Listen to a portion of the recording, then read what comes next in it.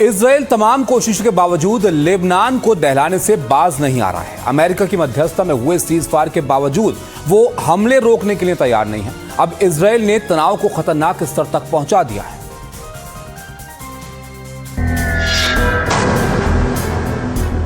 Lebanon की सरजमी एक बार फिर भयानक धमाकों से थर्रा उठी।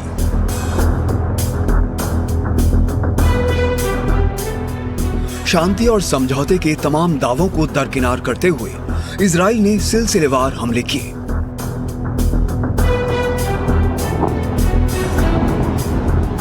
इन हमलों में कम से कम 12 लोगों की जान चली गई और कई घायल हुए। मारे गए लोगों में लेबनान की सेना के कई हाई प्रोफाइल कमांडर भी थे। किरदाली नबाती रोड पर यात्रा कर रहे सेना के एक ब्रिगेडियर जनरल, एक कैप्टन और एक सैनिक की इजरायली हमले में मौत हो गई। लेबनान की सेना के मुताबिक ये हमला सीधे उनके सैन्य वाहन को निशाना बनाकर किया गया। इजराइल डिफेंस फोर्सेस ने सफाई जारी करके जांच की बात कही। इजराइल ने पिछले 2 दिनों में हिजबुल्लाह के 150 ठिकानों को निशाना बनाया है, जिसमें हथियारों के गोदाम और कमांड पोस्ट शामिल हैं। देखिए, यहाँ पर इजराइल के एक कदम ने अमेरिका के पावर कॉरिडोर्स में हड़कंप मचा दिया है। इंटेलिजेंस रिपोर्ट में ऐसे खौफनाक दावे यहाँ पर किए गए जिससे पेंटागन के अधिकारी भी हैरान रह गए। खतरा इस कदर बढ़ गया है कि काउंटर इंटेलिजेंस खतरे के स्तर को सीधे क्रिटिकल उसकी तरफ से कर दिया गया है। अमेरिका और इजराइल की अटूट दोस्ती के पीछे जासूसी का खंजर निकल आया है।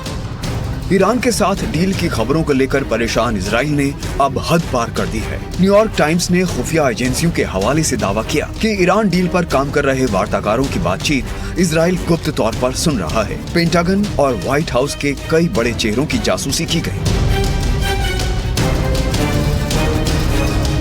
रिपोर्ट के मुताबिक स्टीव विटकॉफ, राष्ट्रपति ट्रंप के मुख्य शांति वार्ताकार, एल्ब्रिज ए कोल्बी, पेंटागन के सबसे बड़े पॉलिसी अधिकारी, माइकल पी डिमिनो, पेंटागन के गल्फ पॉलिसी चीफ, अमेरिकी सेना के टॉप कमांडर, इजराइल में तैनात और सेंट्रल कमांड के अधिकारी, सीक्रेट सर्विस के अधिकारी।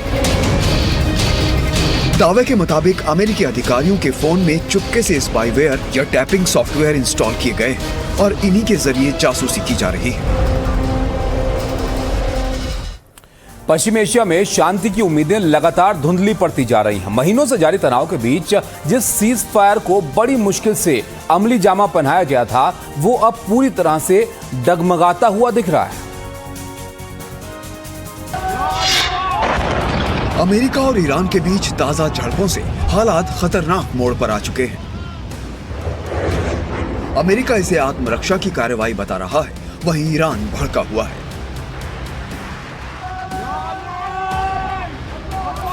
ईरान के विदेश मंत्रालय के प्रवक्ता ने बेहद तल्ख लहजे में वॉशिंगटन को खुली चेतावनी दे दी है। उन्होंने कहा कि अमेरिका युद्ध विराम तोड़ने पर आमादा है, बार बार हमारे जहाजों को बना रहा है निशाना, हम भी इसका करारा जवाब देंगे।